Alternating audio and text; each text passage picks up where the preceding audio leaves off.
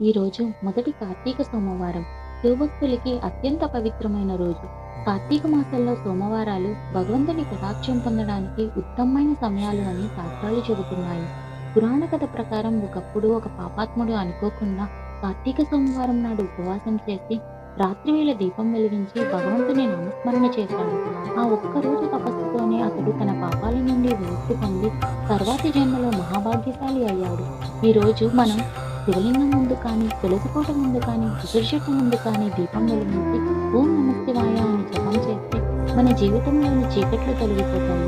మన ఇంటికి శాంతి, ఐశ్వర్యం, ఆనందం చేకూరుతుంది.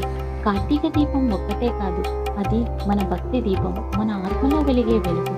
ఈ మొదటి కార్తీక సోమవారం మీ కుటుంబానికి శుభాలు, ఐశ్వర్యం, భగవంతుని ఆశీస్సులు ప్రసాదించుగాక. ఓం నమఃశివాయ.